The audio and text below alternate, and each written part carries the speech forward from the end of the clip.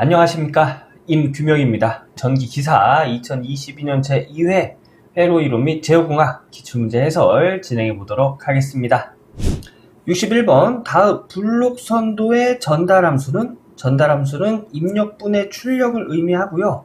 블록선도에서의 전달함수는 1 루프 이득 분의 전향 경로 이득이죠. 전향 경로 이득은 입력부터 출력까지 다이렉트로 가는 것들의 합을 나타내고요.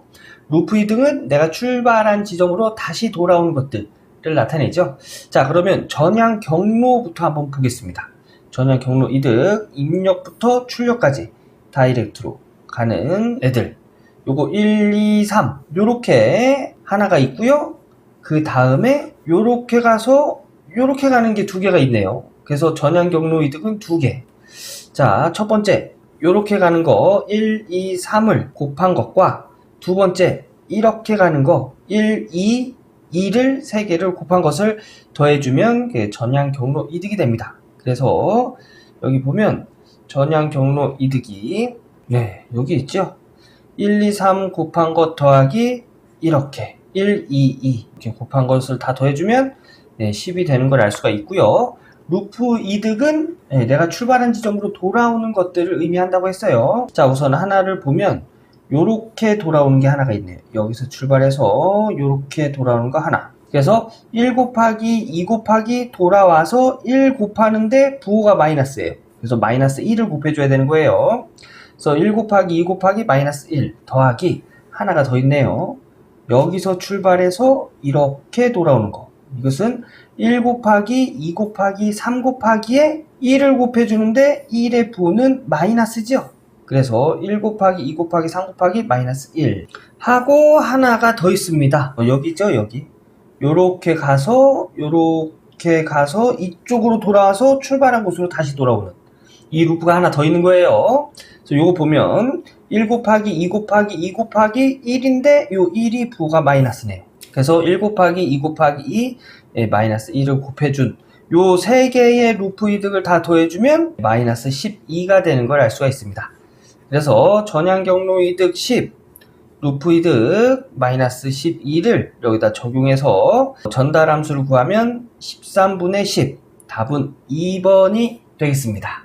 이런 문제 그냥 눈으로만 보고 지나가시면 안 됩니다. 직접 내가 찾아서 계산해 보셔야 돼요. 자, 직접 계산해 보고 다음 문제 넘어가도록 하겠습니다. 62번 전달함수 GS와 같은 제어 시스템에서 오메가 0.1 라디안 퍼 세크 1대의 이득과 위상각은 약 얼마인가? 우선 이득 먼저 구해볼까요? 이득의 공식은 이렇습니다. 20 로그 전달함수의 절대값. 요 S는 J 오메가로 표시할 수 있거든요. 그래서 이득의 식은 20 로그 G J 오메가의 절대값. 이렇게 나타낼 수 있습니다. 우선 요거부터 구해볼까요?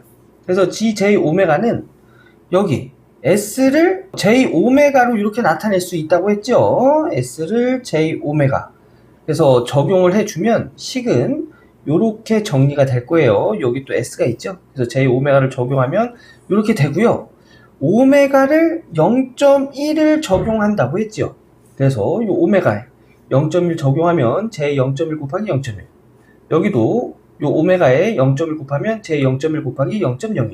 요런 식으로 식이 이렇게 정리가 되겠죠. 자, 요 식을 다시 한번 정리하면 요런 식으로 정리가 됩니다. 그래서 요것과 요것을 이렇게 곱하면 J는 J 곱하기 J는 마이너스 1이죠.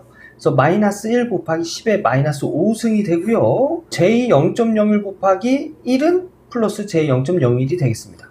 그래서 여기 전달함수 GJ 오메가는 요런 식이 되는 걸 알 수가 있어요. 그런데 여기서 이득은 절대값이죠. 그래서 크기를 구합니다.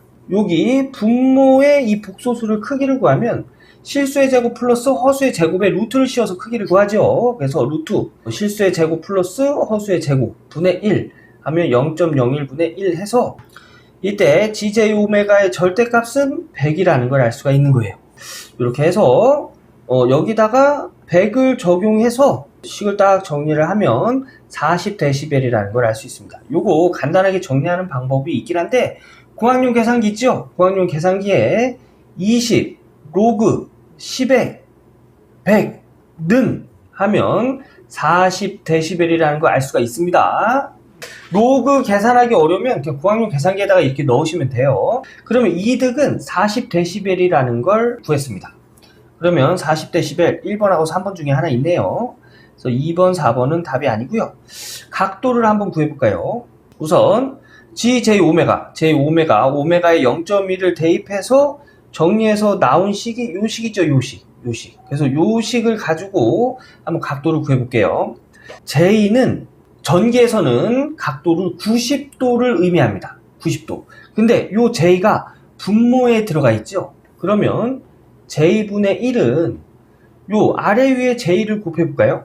네, 분자 분모의 J를 곱해보도록 하겠습니다. 여기 J 곱하고 J 곱하고. 그럼 얘는 마이너스 1분의 J. 즉, 마이너스 J가 되는 거죠. 마이너스 J는 마이너스 90도가 되겠죠. 그래서 각도로 나타내면 여기는 마이너스 90도가 되고요. 여기 복소수를 각도로 나타낼 때, 예를 들어서 A 플러스 JB라는 어떤 복소수가 있습니다. 얘를 각도로 나타낼 때는 아크탄젠트 실수분의 허수, 요렇게 해서 각도를 구합니다. 이것과 똑같이 요 분모의 각도를 구하면 각도 아크탄젠트 실수, 여기 실수죠? 실수 1분의 허수 0.01 하면 이때 GJ 오메가의 절대값은 100이라는 걸 알 수가 있는 거예요. 이렇게 해서 여기다가 100을 적용해서 식을 딱 정리를 하면 40dB이라는 걸 알 수 있습니다. 요거 간단하게 정리하는 방법이 있긴 한데, 공학용 계산기 있죠? 공학용 계산기에 20, 로그, 10에 100, 는 하면 40dB이라는 걸 알 수가 있습니다. 로그 계산하기 어려우면 그냥 공학용 계산기에다가 이렇게 넣으시면 돼요. 그러면 이득은 40dB이라는 걸 구했습니다. 그러면 40dB 1번하고 3번 중에 하나 있네요. 그래서 2번, 4번은 답이 아니고요. 각도를 한번 구해볼까요? 우선 G, J, 오메가에 0.1을 대입해서 정리해서 나온 식이 요 식이죠, 요 식. 그래서 요 식을 가지고 한번 각도를 구해볼게요. J는 전기에서는 각도를 90도를 의미합니다. 90도. 근데 요 J가 분모에 들어가 있죠? 그러면 J분의 1은 요 아래 위에 J를 곱해볼까요? 분자 분모의 J를 곱해보도록 하겠습니다. 여기 J 곱하고 J 곱하고. 그럼 얘는 마이너스 1분의 J. 즉, 마이너스 J가 되는 거죠. 마이너스 J는 마이너스 90도가 되겠죠. 그래서 각도로 나타내면 여기는 마이너스 90도가 되고요. 여기 복소수를 각도로 나타낼 때, 예를 들어서 A 플러스 JB라는 어떤 복소수가 있습니다. 얘를 각도로 나타낼 때는 아크탄젠트 실수분의 허수, 요렇게 해서 각도를 구합니다. 이것과 똑같이 요 분모의 각도를 구하면 각도 아크탄젠트 실수, 여기 실수죠? 실수 1분의 허수 0.01 하면 각도는 0도 나옵니다. 0도. 요거 공학용 계산기로 어떻게 계산하냐면, 공학용 계산기에 1, 각도 아크탄젠트 1분의 0.001 분의 1, 요렇게 계산하면 이렇게 나올 거예요. 1 각도 마이너스 0.05 어쩌고저쩌고 요렇게 나올 겁니다. 예, 거의 0도죠, 0도. 각도는 0도예요. 그래서 이 값이 0도가 돼서 각도는 마이너스 90도에 0도를 더한, 즉 각도는 마이너스 90도라는 걸 알 수가 있는 거예요. 그래서 62번의 답은 1번이 되겠습니다. 네, 요거 공학용 계산기로 이렇게 한번 눌러보세요. 이 문제에서 암기하고 가야 될 사항은 여기 이득 공식이 되겠죠. 이득. 20 로그 전달함수의 절대값으로 이득을 구한다는 거. 요거 암기하고 다음 문제 넘어가도록 하겠습니다. 63번. 다음 논리식과 등가인 것은? 자, 논리식이 이렇게 주어졌습니다. 자, 이 논리식을 정리하면 이렇게 곱하면 A와 A바, 이렇게 곱하면 AP, 이렇게 곱하면 A바 B, 이렇게 곱하면 BB, 이런 식으로 정리가 되겠죠. 자, 여기서 A 곱하기 A 반은 0입니다. 없어요. 출력이 나오질 않아요. 그래서 얘는 이제 무시해 주고요. 그리고 같은 것을 곱하면 그 자신의 값이 나와요. 그래서 B 곱하기 B는 그냥 B로 이렇게 정리할 수가 있어요. 요 B 동일하게 들어가 있죠. 그래서 B로 묶어서 식을 정리하면 이런 식으로 정리할 수 있고요. A 플러스 A 반은 얘는 항상 1입니다. 항상 출력이 나온다는 얘기예요. 1 플러스 1은 1이겠죠. 그래서 남은 건 B만 남아요. 그래서 답은 Y는 B다 해서 2번이 되겠습니다. 예, 요 내용 이해하기 좀 어려우시더라도 연습장에다가 한번 적어보고 다음 문제 넘어가셔야 됩니다. 자, 다음 문제 보겠습니다. 64번 다음에 게르프 전달 함수에 대한 근궤적이 실수축에서 이탈하게 되는 분리점은 약 얼마인가? 이 문제 이해 안 되시면 그냥 문제와 답만 암기하고 넘어가셔도 관계없는 문제예요. 답은 4번입니다. 지금부터 제가 간단하게 설명을 드리긴 할 건데 이거 이해가 어려우시면 그냥 문제 답만 암기하시고 넘어가시면 돼요. 자, 간단하게 설명해 드리면 자, 근궤적의 실수축을 이탈할 때는 이때는 이탈점이라고 하는데 이 이탈점은 어떻게 구하냐면 특성 방정식. 여기서 특성 방정식이 뭐죠? 전달 함수에서 분모를 0으로 만드는 식이죠. 예. 그 특성 방정식 1 플러스 게르프 전달 함수가 0에서 K를 S에 대해 미분해서 0이 되는 0을 만족하는 S의 근으로 구합니다. 그럼 일단 특성 방정식부터 구해볼게요. 문제에서 준 건 게르프 전달 함수예요. 요걸 준 거예요. 요걸 준 겁니다. 여기다가 이제 1을 더해야겠죠. 이 값이 0이 되는 식을 찾아야 돼요. 자, 보면 식은 게르프 전달 함수 식은 이렇게 되어 있고 K는 0보다 크거나 같다고 나와 있어요. 자, 그럼 이 식에다가 1을 더한 이 식을 여기다 적용하고 1을 더한 값이 0과 같아야 된다는 얘기죠. 요 1은 이 식을 기준으로 해서 통분을 하면 분모 분자가 같을 거예요. 그죠? 분모를 S 플러스 3, S 플러스 8 요것과 분모를 통분하기 위해서 이렇게 써준 거예요. 요게 이제 1이 되려면 분자도 똑같은 수가 들어가야 되겠죠. 그래서 요렇게 정리해 둔 거예요. 얘랑 약분하면 1이겠죠. 이게 1이잖아요. 그죠? 그래서 이 두 개의 식은 같은 거예요. 자, 요걸 더하면 분모가 이제 같으니까 통분하고요. S 플러스 3, S 플러스 8 플러스 K는 0이다. 요게 이 게르프 전달 함수의 특성 방정식이 되는 거예요. 이렇게 구하는 거예요. 자, 이 식이 0이 되려면 요 분자만 0이 되면 0이 되겠죠. 그죠? 그래서 S 플러스 3, S 플러스 8 플러스 K는 0. 이 식에서 K를 기준으로 해서 식을 정리하면 얘가 넘어가서 마이너스가 붙겠죠. 그래서 식은 이렇게 정리가 됩니다. 그리고 요 가운데 것을 계산하면 여기 S끼리 곱해서 S제곱 이렇게 곱한 거와 이렇게 곱한 것을 더하면 11S 이렇게 곱하면 24 마이너스 S 이런 식으로 정리가 되겠죠. 마이너스 S를 여기다 곱해주고 여기다 곱해주고 여기다 곱해주면 식은 이렇게 정리가 되겠습니다. 자, 문제에서 보면 K를 S에 대해 미분한 값이 0을 만족하는 S의 근이 이탈점이라고 했죠. 그래서 우선 K값 요 값을 S에 대해서 미분을 하면 요 3 내려와야죠. 마이너스 3S에 여기서 한 차수를 빼줍니다. 2 미분 이렇게 하는 거예요. 마이너스 요 2가 내려오고 그러면 마이너스 22 S에 한 차수가 빠져요. 그럼 1 마이너스 요거 S 있죠? 여기 S 24S 미분하면 24만 이렇게 나오겠네요. 그래서 여기 K를 S에 대해서 미분하면 식은 요렇게 됩니다. 요 식을 근의 공식에 의해서 S값을 구하면 S의 값은 마이너스 1.33 또는 마이너스 6이 돼요. 요게 S값을 구한 거예요.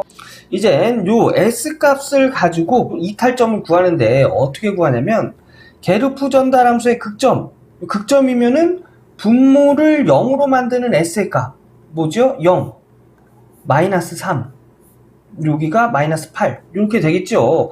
요거 가지고 이제 극점을 구합니다. 자, 이렇게 있으면 극점이 0 마이너스 3 마이너스 8 예, 요렇게 있단 얘기예요. 근데 여기서 이탈점은 어떻게 구하냐면 0에서 마이너스 3까지의 값, 그 다음에 마이너스 8보다 작은 값을 선택해서 이탈점을 구해요. 이렇게 하는 거예요. 그래서 보면 마이너스 1.33은 한 이쯤 되겠네요. 그죠? 마이너스 6은 요 사이 있겠네요. 예, 요 사이. 그래서 여기가 마이너스 6, 마이너스 1.33. 여기에 포함되는 건 마이너스 1.33이죠. 그래서 이때 이탈점은 마이너스 1.33이 되는 거예요. 답은 4번이 되는데, 제가 처음에 말씀드렸다시피 이 문제 이해가 안 간다, 문제답만 암기하셔도 돼요. 우리 100점 맞으려고 공부하는 거 아닙니다. 60점 넘으려고 공부하는 거예요. 그래서 이해 안 되시면 문제답만 암기하고 다음 문제 보도록 하겠습니다. 65번 fz 함수의 역 z 변화는, 이 문제 답은 4번입니다. 이 문제 역시 문제 답만 암기하셔도 되는 문제입니다. 제가 간단하게 설명을 드릴 건데 이게 이해가 안 된다, 그럼 지금은 문제 답만 암기하고 넘어가셔도 된다는 얘기예요. 자, z 변환을 해보면 우선 이 상태에서 z 변환은 좀 어렵고요. 요 z를 넘겨서 이항시켜 줍니다. 그러면 요 z가 넘어가겠죠. 그래서 z분의 fz, 요 가로가 없어져야 돼요. z분의 fz, 요런 식으로 이제 부분 분수를 정리하면 여기 z분의 1, 부분 분수는 분모를 나누는 거예요. 나눠서 어떤 수가 여기 있을 것이다. 그래서 이 수 두 개를 곱하면 이 수가 되는 그 a, b를 구하는 방법입니다.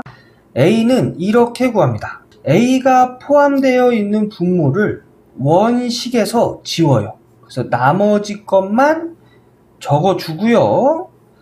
이 식의 z를, a가 포함되어 있는 이 식의 분모를 0으로 만드는 z값을 여기다 적용을 해줘요. 뭘까요? 1이죠. 1. z에다 1 넣어주면 1-1 해서 0 되는 거잖아요. 그죠? 그래서 z에다가 0을 적용해줘라 해서 이런 표시를 해두는 겁니다. 여기다 1을 적용해주면 식은 이렇게 정리가 되고요. 분모와 분자가 똑같네요. 그럼 약분돼서 1이 됩니다. 그래서 a는 1이라는 걸 알 수가 있고요. 자, b 한번 구해볼게요. b도 똑같이 요 b가 포함되어 있는 분수의 분모를 원식에서 지웁니다. 그럼 요것만 남겠지요. 그죠? 자, 그러면 z-1분의 1-2의 -at예요. 여기다가 이 z에다가 뭘 적용해 준다고요? 여기 b가 포함되어 있는 분모를 0으로 만드는 z의 값 2의 -at 승을 여기다 적용해주면 분모는 0이 되겠네요. 그래서 z는 2의 -at 승을 적용해라 해서 이 식이 이렇게 나와 있습니다. 이렇게. 그래서 이 z에 2의 -at 승을 적용하면 식은 이렇게 되겠네요. 이 두 개 부호가 반대죠. 그래서 이렇게 약분되면 이렇게 약분되는 거예요. 요 밑에다가 마이너스를 빼주면 이렇게 되죠. 식은 1-2의 -at 승 나누기 마이너스 하면 부호 바뀌어야죠. -2 -at 승, -1 마이너스 곱하면 1이죠. 요렇게 마이너스를 이렇게 곱해주면 이거랑 똑같아지는 거예요. 두 개의 식은 같은 식이란 얘기입니다. 그래서 얘랑 약분되면 -1분의 1 -1이죠. 그래서 b는 -1이라는 걸 알 수가 있는 거예요. 그러면 좀 전에 부분분수한 식에서 a에다가 1 집어넣고 b에다가 마이너스를 적용하면 이런 식으로 적용할 수 있고요. z를 다시 넘겨서 곱해줍니다.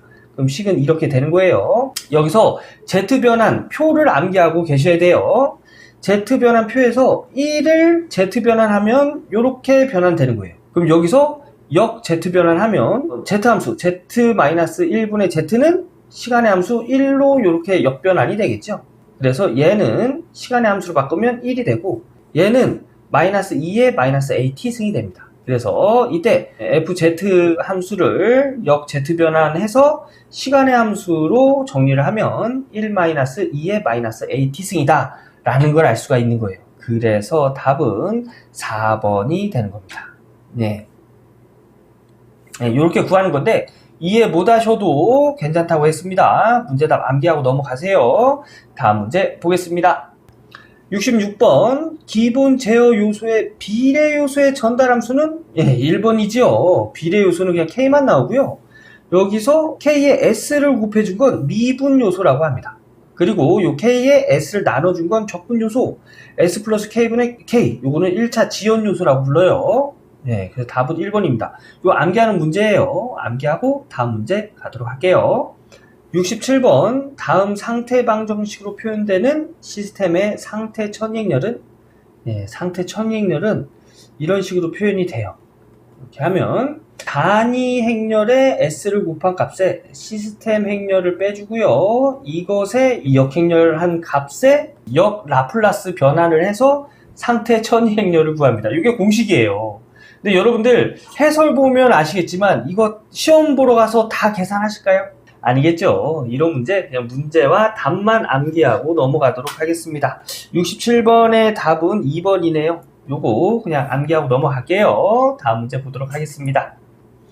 68번 제어 시스템의 전달함수 ts가 뭐 이런 값과 같이 표현될 때 이 시스템의 고유 주파수와 감쇄율은 이 문제를 풀기 위해서는 2차 전달함수 기본식을 알고 있어야 됩니다. 기본식은 이렇게 되고요.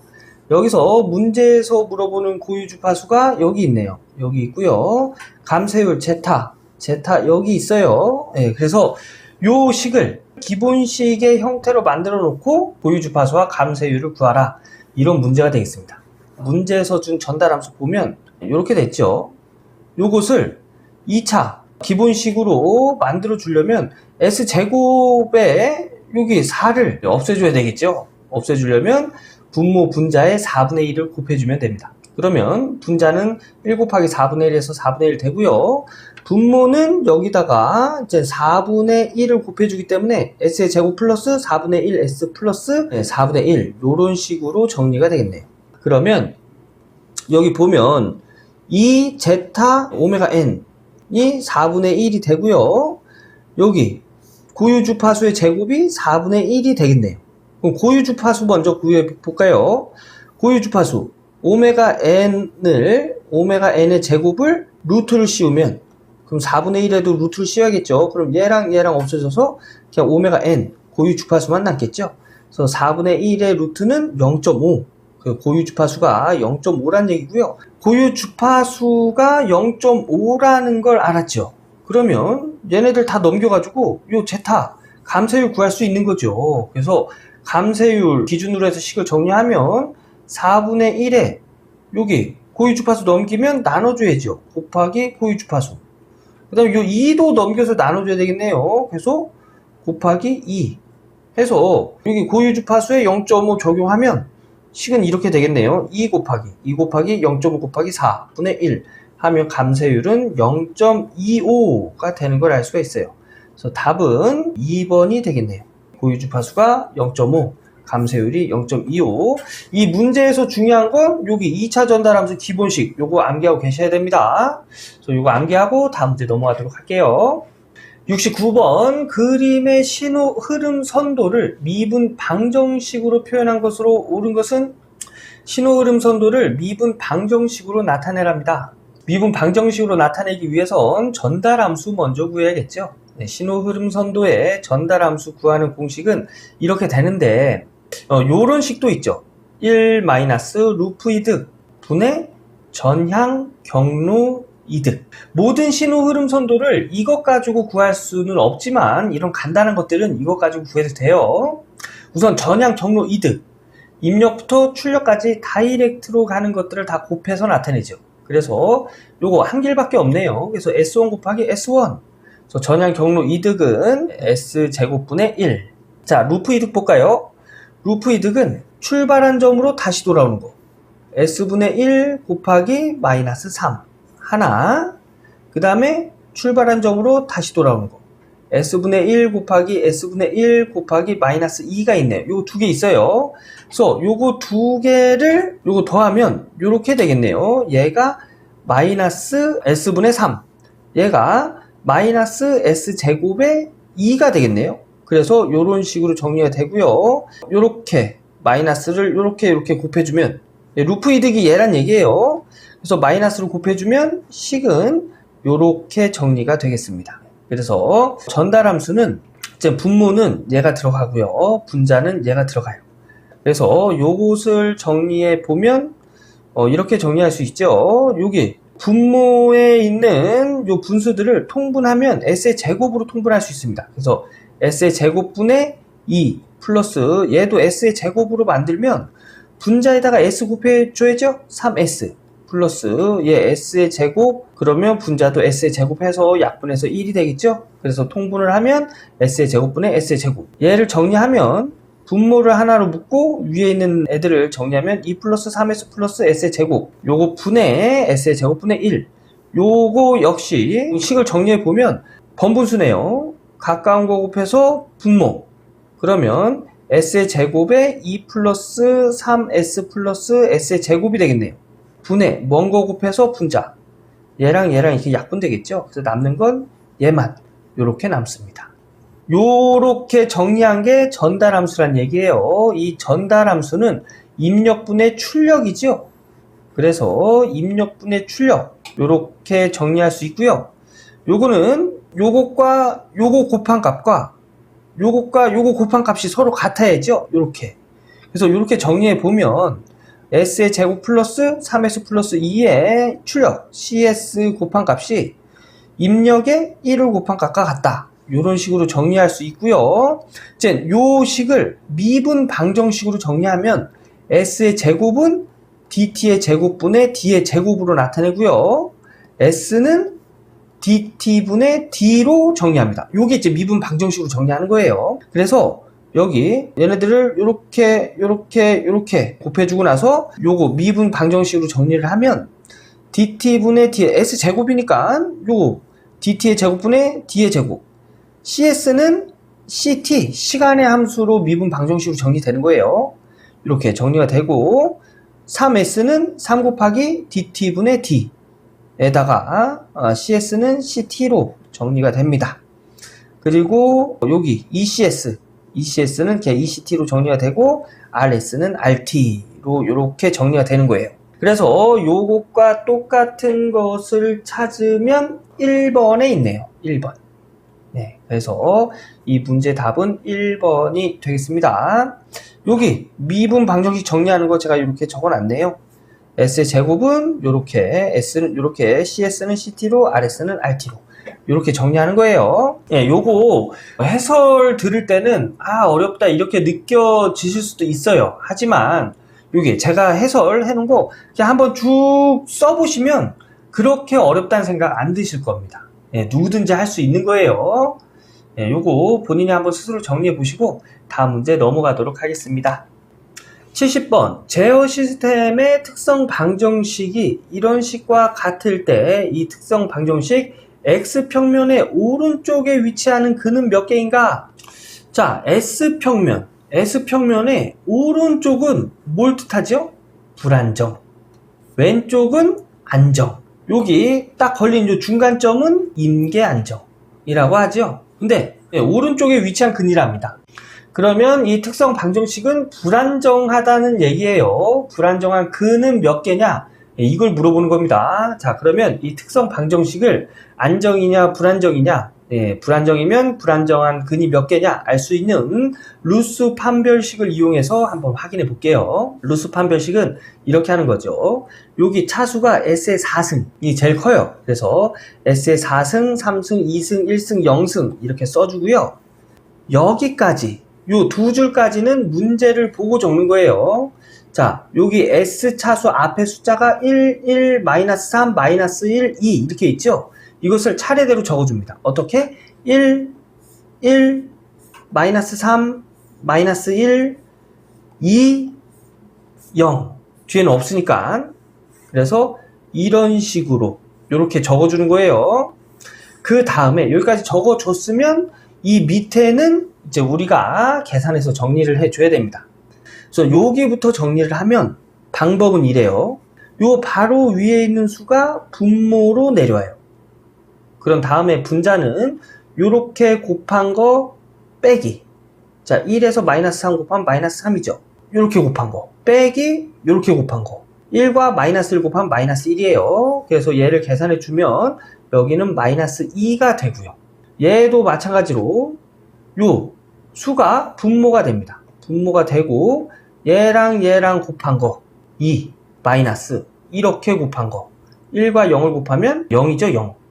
그래서 1분의 2, 2가 되는 거예요. 그런데 이걸 좀 더 쉽게 찾아낼 수 있는 방법이 내가 구하려고 하는 숫자 위에 옆에가 0이잖아요. 그럼 0 위에 있는 수가 이렇게 옵니다. 조금 이따 또 보여드릴게요. 여기는 마이너스 2가 요 밑에 분모로 오고요. 자, 요것도 좀 전에 같이 마이너스 2와 마이너스 1을 곱하면 2지요. 마이너스 이렇게 곱한 거 2 해서 요걸 계산하면 0이 나와요. 왜냐? 분자가 0이 되기 때문에. 그런데 루스 판별식에서 0이 나오면 더 이상 계산을 할 수가 없습니다. 그래서 여기를 그냥 0에 가까운 아주 작은 수라고 드는 거예요. 0에 가까운 아주 작은 수다. 이렇게 두는 겁니다. 0으로 두면은 해결이 안 돼요. 그래서 이렇게 두는 거고요. 또 여기도 이제 0이 있는 거예요. 이 수를 찾을 때 이렇게 찾으면 쉽다고 했죠? 위에 옆에가 0이면 그 위에 숫자가 이렇게 온다. 그죠? 그래서 0이 이렇게 오는 거예요. 그래서 여기는 0에 가까운 아주 작은 숫자. 그 다음에 여기는 0. 여기 2열부터는 뭐 0이 돼도 관계는 없습니다. 그래서 이것도 역시 0에 가까운 아주 작은 숫자를 분모에다 두고요. 이것과 이것을 곱한 2. 요거를 그냥 편의상 입실론이라고 할게요. 그 입실론 곱하기 2. 2 입실론. 마이너스 2 곱하기 0은 0. 해서 식은 요렇게 나오고요. 요 입실론은 0에 가까운 값이다. 이렇게 하면 요 입실론 약분돼서 2만 남네요.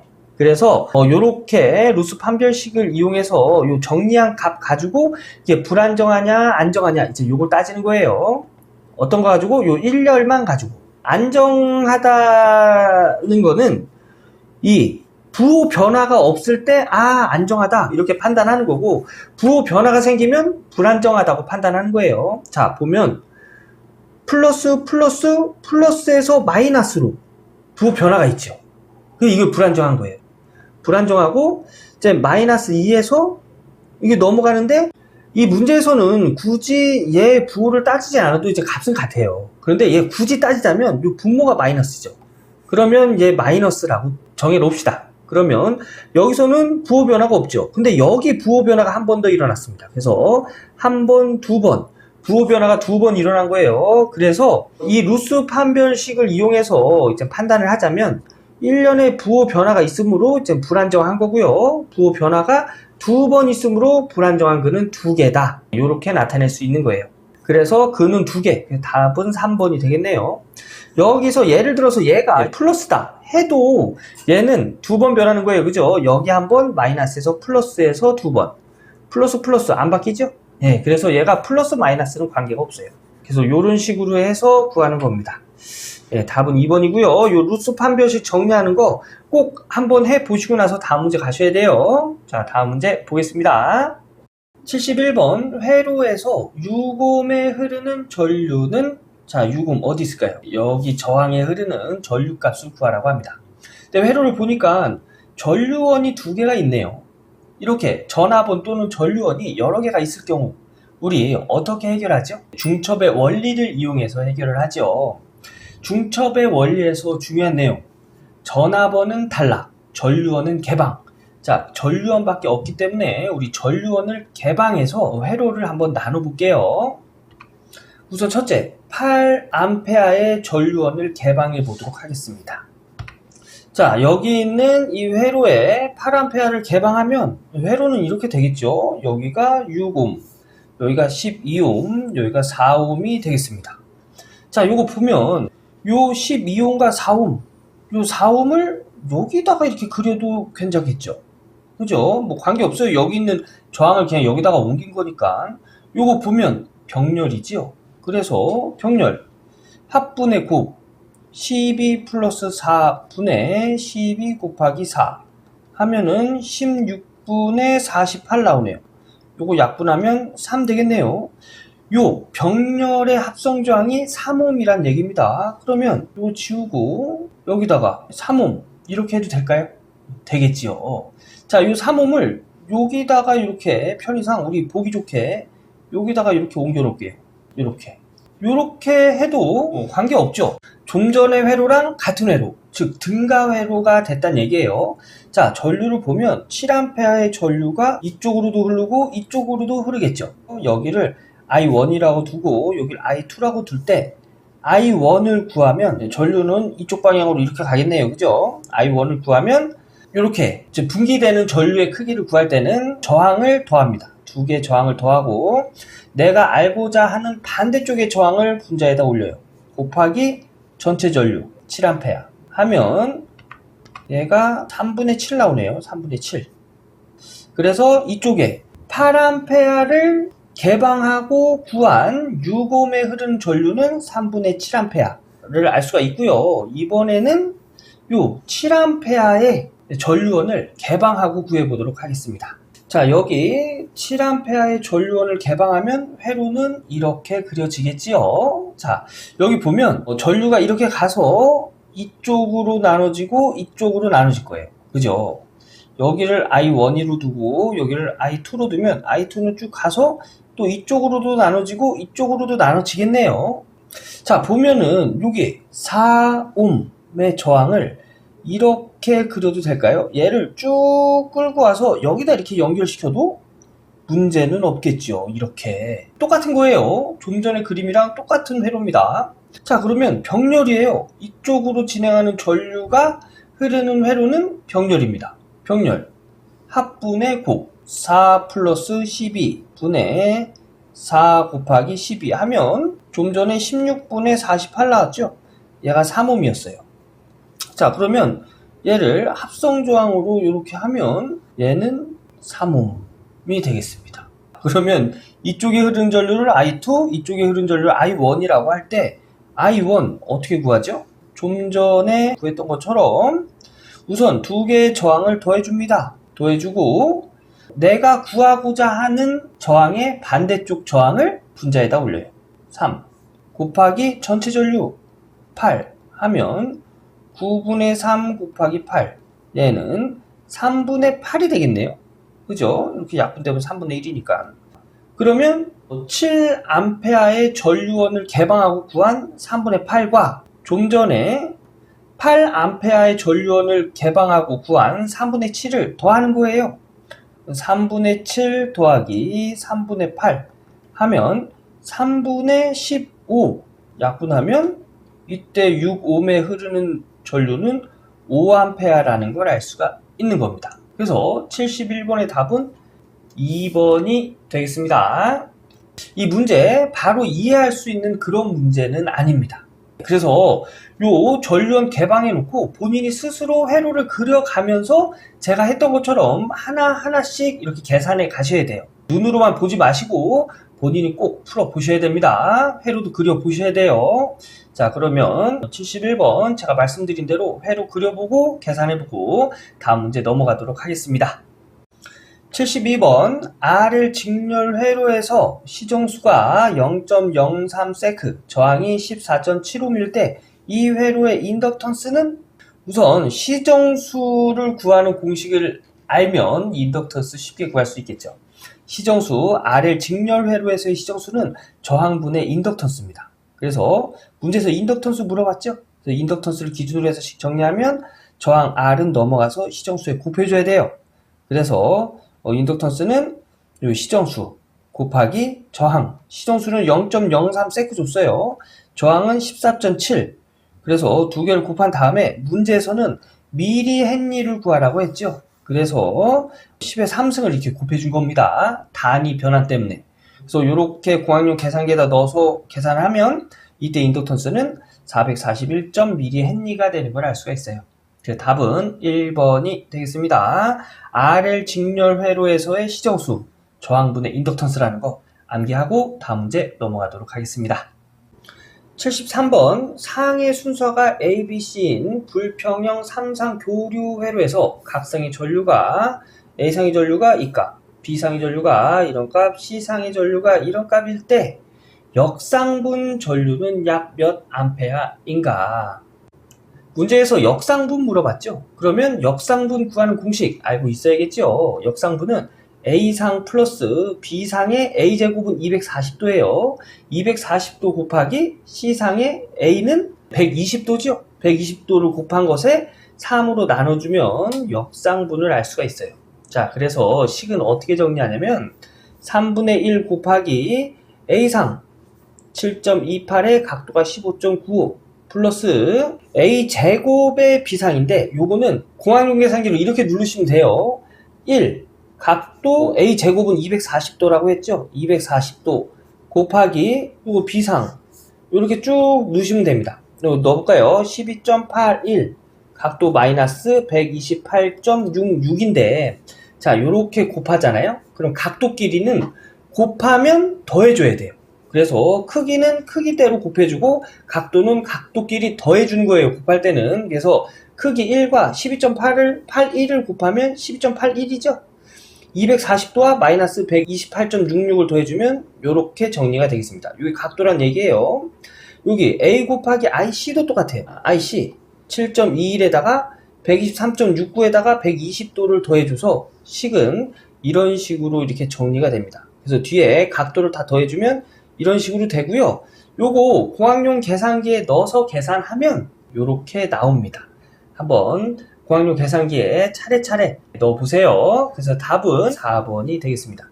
이 문제에서 중요하게 보고 가야 될 건 역상분 구하는 공식이 되겠죠. 여기서 이제 정상분과 영상분이 있는데 요것도 암기하고 갈게요.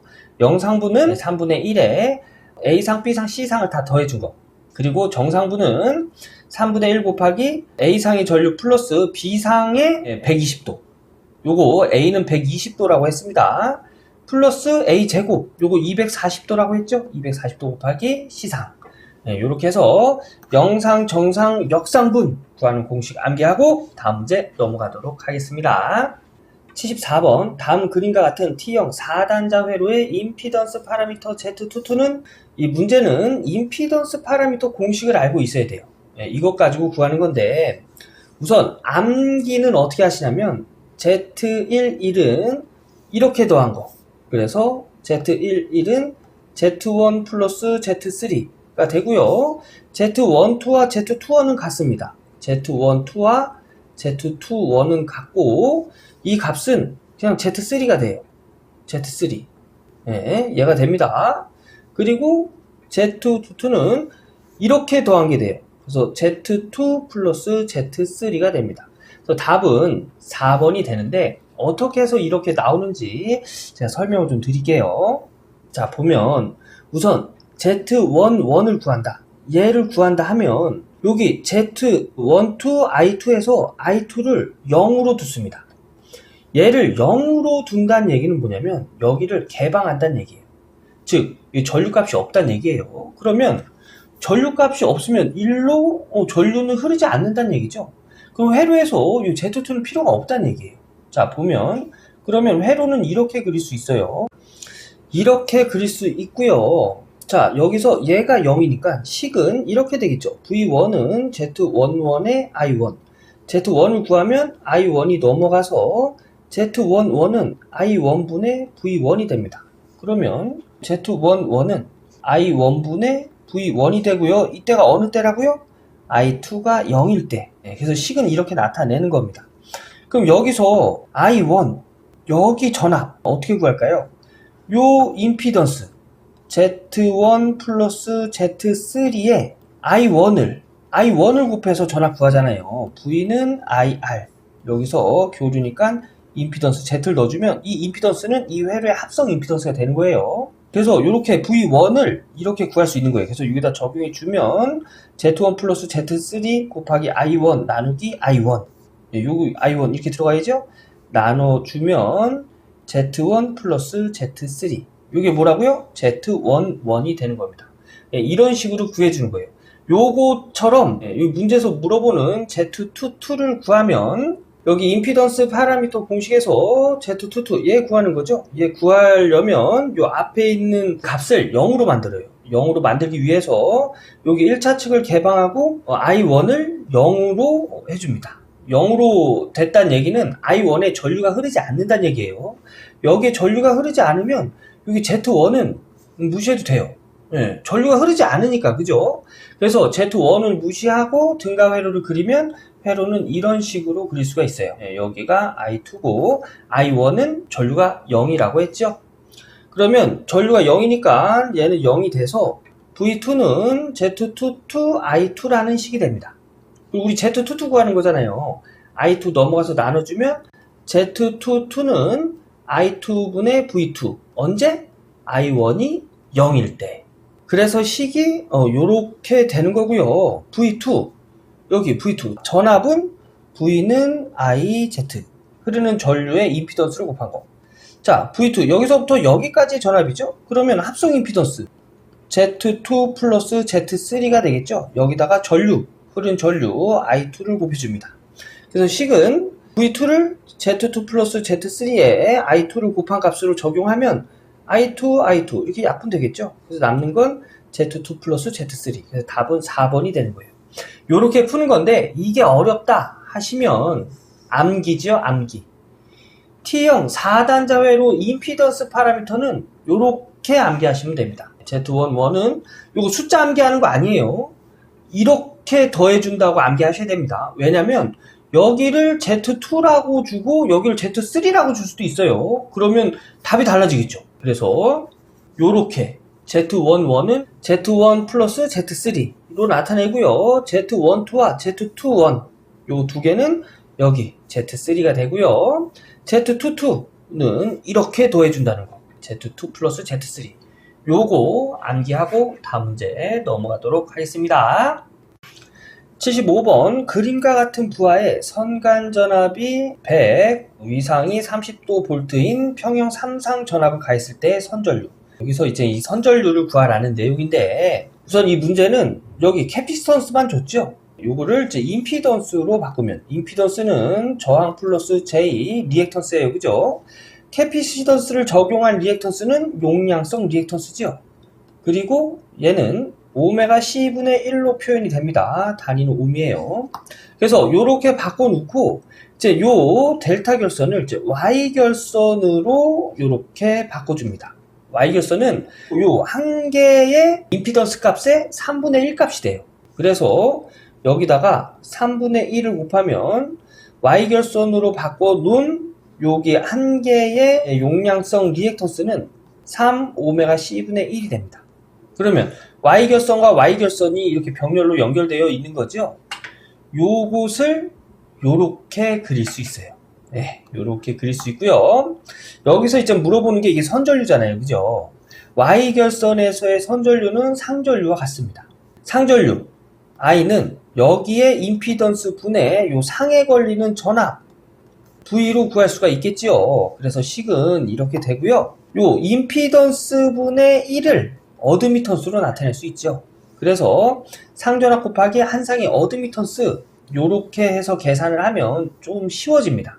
상전압은 Y결선에서의 상전압은 선간전압보다 루트 3배가 작고요. 위상이 30도 늦습니다. 예, 그래서 상전압은 선간전압보다 루트 3배가 작고 위상이 30도 늦다.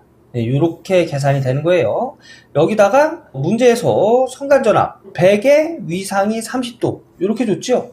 얘를 적용하면 30도, 요 30도에서 30도 늦어지면 30-30 해서 위상은 0도가 되고요. 이때의 그 전압값은 요거 3입니다. 3. 루트 3분의 100이 됩니다. 그리고 어드미턴스는 자, 임피던스는 저항 플러스 J 리액턴스죠. 어드미턴스는 컨덕턴스 플러스 J 서셉턴스로 나타내고요. 컨덕턴스는 R분의 1이고 서셉턴스는 리액턴스분의 1이에요. 그래서 얘로 나타내면 저항이 R이죠. R. R인데 컨덕턴스는 R분의 1 플러스 서셉턴스는 여기 요거의 역수니까는 J3-오메가-C 요렇게 나타낼 수 있는 거예요. 그럼 이때의 상전류는 루트 3분의 100 R분의 1 플러스 J3-오메가-C 암페어로 나타낼 수 있는 거죠. 요것과 똑같은 걸 찾으면 답은 1번에 있네요. 그래서 75번의 답은 1번이 되겠고요. 이게 이해하기 어렵다 하시는 분들은 이거 굳이 이해할 필요는 없습니다. 지금 이해가 안 되시면 문제답 암기하고 해설 한번 적어보고 그리고 다음 문제 그냥 넘어가세요. 네, 아셨죠? 자, 다음 문제 넘어가도록 할게요. 76번 분포정수로 표현된 선로의 단위 길이당 저항이 0.5옴/km, 인덕턴스가 1 마이크로 헨리 퍼 킬로미터, 커패시턴스가 6 마이크로 파라드 퍼 킬로미터 일 때 일그러짐 없는 조건, 무해용 조건이죠. 만족하기 위한 단위 길이당 컨덕턴스 몸 퍼 킬로미터는, 근데 이 문제는 문제 나왔을 당시에 여기가 단위가 미터로 나왔다고 합니다. 예, 그래서 이거는 문제가 잘못된 문제라고 해서 전항 처리됐던 문제예요. 근데 이 문제 어떻게 푸냐면, 자, 무해용 조건일 때는 인덕턴스 곱하기 컨덕턴스는 저항 곱하기 캡시턴스, 요런 식으로 나타낼 수 있어요.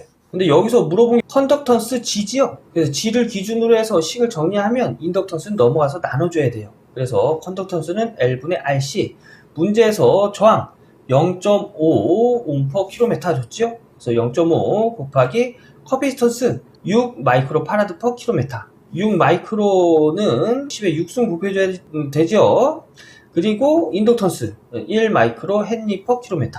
마이크로 헨리이기 때문에 여기도 1 곱하기 10에 6승 해줘서 요거 계산하면 이때 컨덕턴스는 3옴/km라는 걸 알 수가 있습니다. 그래서 답은 3번인데, 요 문제가 여기가 메타로 나와서 전항 정답이 됐었던 문제입니다. 이게 킬로미터로 수정하면 답은 3번이에요. 다음 문제 가겠습니다. 77번 그림 A의 Y 결선 회로를 그림 B의 델타 결선 회로로 등가 변환했을 때 요 RAB, RBC, RCA는 각각 몇 옴인가? 여기 RABC의 저항을 다 줬습니다. 요거는 Y 결선을 델타 결선으로 등가 변환해라, 이런 내용의 문제가 되겠죠. Y 결선에서 델타 결선으로 변환하는 공식이 있습니다. 우선 RAP 얘부터 구하면, RAP가 Y결선에서 바라보고 있는 저항, 여기가 RAP라고 하면 RC를 의미하는 거예요. RC분의 AB 곱한 거와 BC 곱한 걸 더해주고 CA 곱한 걸 더해줍니다. 그래서 식은 이런 식으로 되는 겁니다. 자, 그래서 문제에서 준 단서들을 여기다 넣어보면 RC 4옴 분의 AB 2개 곱하면 6옴이네요. 플러스 BC 12옴 플러스 CA 8옴 하면은 얘가 2분의 13, 4분의 요거 더하면 26 해서 2분의 13 나와요. 그래서 2분의 13 있는 게 3번에 하나밖에 없네요. 그래서 답은 3번이 되겠습니다. 우리 요거 BC도 한번 구해볼까요? BC. 자, 요거 구하면 BC와 마주보고 있는 저항 RA네요. 그죠? 그래서 RA 분의 AB 곱한 거 더하기 BC 곱한 거 더하기 CA 이렇게 두면 요것도 요 6 플러스 위에 거랑 똑같죠? 12 플러스 8 나누기 A가 2네요. 2. 그래서 2분의 26 13 나오네요. 그죠? RBC는 13. RCA는 직접 한번 해보세요. 그래서 답은 3번이 되고요. Y결선에서 델타 결선으로 변환하는 이 공식 암기하고 다음 문제에 넘어가도록 하겠습니다. 78번 다음과 같은 비정연파 교류 전압 VT와 전류 IT에 의한 평균 전력은 약 몇 와트인가? 비정연파에서의 평균 전력은 같은 고조파끼리 계산이 됩니다. 즉 정연파, 우리 만약에 여기 전압이니까 전압의 정연파를 적으면 기본식이 이렇게 되는 거죠. 최대값 사인 오메가 t.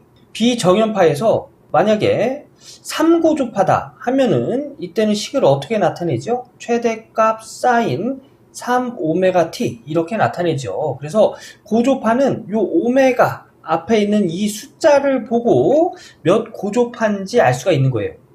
근데 여기서 이제 평균 전력을 구할 때는 전압과 전류를 곱하는데 고조파, 같은 고조파끼리 계산을 해서 평균 전력을 구하는 겁니다. 자, 그래서 여기서 보면 100파이 t, 요거 오메가 t죠? 요 오메가가 100파이란 얘기예요. 이것과 똑같은 거 여기 있네요. 그래서 얘와 얘 같은 고조파를 가지고 있다는 얘기입니다.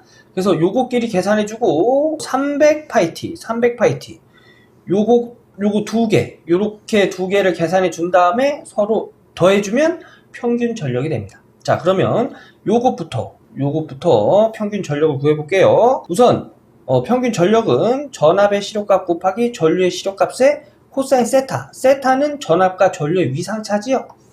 전압의 시력값, 최대값의 루트 2를 나눠서 시력값을 구합니다. 그래서 200 루트 2 곱하기 전류의 시력값 5분의 1에 루트 2를 나누면 5 루트 2분의 1. 그 다음에 코사인 세타. 여기는 0도죠? 이 전압과 전류의 위상차예요. 그래서 뭐 전압에서 빼주던 전류에서 빼주던 그건 관계가 없습니다. 여기서는 이제 전압에서 빼준 거예요. 전압은 100파이 t에 플러스 0도가 있는 거죠. 그래서 0도에서 마이너스 3분의 파이. 여기서 파이는 180도예요. 그래서 0 마이너스 3분의 파이 하면 얘는 코사인 3분의 파이는 60도죠? 마이너스니까 플러스. 코사인 60도 되겠네요. 코사인 60도. 자, 얘 한번 볼까요? 얘는 요렇게 계산된 거죠? 요렇게. 그래서 요렇게 계산된 것만 가지고 계산을 하면 여기 300파이 t의 고조파의 시료값은 80의 루트 2를 나누고요. 최대값에다 루트 2 나눈 거예요. 여기서의 최대값은 10분의 1이에요. 그래서 10분의 1에다가 루트 2를 나누면 10 루트 2분의 1. 코사인 세타. 세타는 서로 위상 차이를 나타낸다고 했죠. 그래서 여기서 여기를 빼주던 여기서 여기를 빼주던 관계가 없는 거예요. 위상 차이만 나타내는 거기 때문에. 자, 그래서 마이너스 4분의 파이면 180 나누기 4지요. 그래서 얘는 마이너스 65도 나오네요. 마이너스 플러스 되겠죠. 그래서 180도에 2를 나누면 90도. 요거 계산하면은 25도 나오네요. 그죠? 그래서 얘는 코사인 25도가 되겠습니다. 예, 그래서 요렇게 고학용 계산기에 쭉 넣으면 이때 평균 전력은 12.828W라는 걸 알 수가 있어요. 그래서 78번의 답은 3번이 되겠습니다. 이 문제에서 중요한 건 비정연파에서의 평균 전력은 같은 고조파끼리 계산을 해서 더해준다는 거. 그래서 요거 직접 계산해 보시고요. 고학용 계산기도 이렇게 해서 눌러 보신 다음에 답 찾아보고 다음 문제 넘어갈게요. 79번 회로에서 i1, i2, i3를 이런 값으로 주고 Z3 여기 세 번째 임피던스 값도 좋네요. 주고 부하 Z1, 2, 3 전체에 대한 복소 전력은 약 몇 볼트 암페어인가? 복소 전력은 어떻게 구하냐면 만약 전압을 A 플러스 JB 전류를 C 플러스 JD로 이렇게 줬을 때 이때 전력은 전압 곱하기 전류죠. 전압 A 플러스 JD에다가 전류를 곱하는데 복소 전력이에요. 이때는 C 이 복소수에 켤레 복소수 공액 복소수를 적용시켜 줍니다. 공액 복소수는 뭐냐면 요 가운데 부호가 반대인 복소수를 의미합니다. 요렇게 해서 구하는 전력, 복소 전력입니다. 근데 이 문제 어렵지요. 그래서 이 문제는 그냥 문제 답만 암기하고 넘어가도 관계없는 문제입니다. 이해가 어려우시면 답만 암기해 주세요. 제가 간단하게 설명드릴게요. 자, 여기서 이제 전압은 여기 걸리는 전압이에요. 그죠? 근데 이게 병렬로 되어 있습니다. 그러면 여기 걸리는 전압, 여기 걸리는 전압, 여기 걸리는 전압 다 동일하다는 얘기예요. 여기 걸리는 전압, 여기 세 번째 Z3의 임피던스를 줬기 때문에 V는 IZ 해서 5A의 1옴의 임피던스를 곱하면 5V. 여기서부터 여기까지 전압은 5V라는 걸 알 수가 있어요. 그죠? 전류는 요 세 개의 전류를 다 더하면 되겠지요. 세 개 전류를 요렇게 줬습니다. 요거를 공학용 계산기에 넣고 쭉 계산을 해보면 요렇게 된다는 걸 알 수가 있어요. 요것도 역시 공학용 계산기로 복소수로 이렇게 전환해서 계산을 할 수가 있어요. 그래서 전환해서 계산하면 이때 전류는 11.16, 각도는 7.72 암페어라는 걸 알 수가 있고요. 얘를 이제 복소수로 나타내면 이렇게 나타낼 수 있다는 얘기입니다. 요거를 공학용 계산기가 이렇게 해준다는 얘기예요. 그래서 공학용 계산기로 계산하면 11.06 플러스 J1.5라는 걸 알 수가 있어요. 여기서 공액 복소수 어떻게 나타낸다고요? 요 부호가 반대로 된 복소수를 적용시켜 주는 거예요. 그래서 전압 5V 곱하기 11.06 마이너스 J1호 하면 이때의 복수 전력은 55.3 제 7.5. 그래서 답은 1번이 되는 겁니다. 요게 이해가 어려우시면 문제답만 암기하셔도 된다고 했습니다. 대신 요게 해설은 한번 써보시고 넘어가세요. 자, 다음 문제 보겠습니다. 이렇게 해서 2022년 제2회 전기기사 회로이론 및 제어공학 기출문제 풀어봤습니다. 네, 여러분 공부를 100점 맞으려고 공부하시면 공부가 어려워집니다. 그런데 내 목표를 한 60점에서 70점 요 사이에 두고 모르는 거를 이렇게 쳐나가면 공부가 좀 쉬워지실 거예요. 그래서 전기 작약이나 뭐 회로 이론 이런 어려운 과목들 있잖아요. 공부하시면서 내가 지금 당장 이해하기 좀 어렵겠다 하면 문제답만 암기하고 다음 문제 보시는 게 자격증에서는 효율적인 방법입니다. 네, 그래서 여러분 너무 고민하지 마시고요. 지금 당장 이해가 안 되면 그냥 문제답 암기하고 이게 계산 문제다 하면 해설 한번 써보고 편한 마음으로 다음 문제 넘어가셔도 돼요. 네, 이렇게 해서 문제 해설 마무리 짓고요. 저는 다음 강의에서 인사드리도록 하겠습니다. 감사합니다.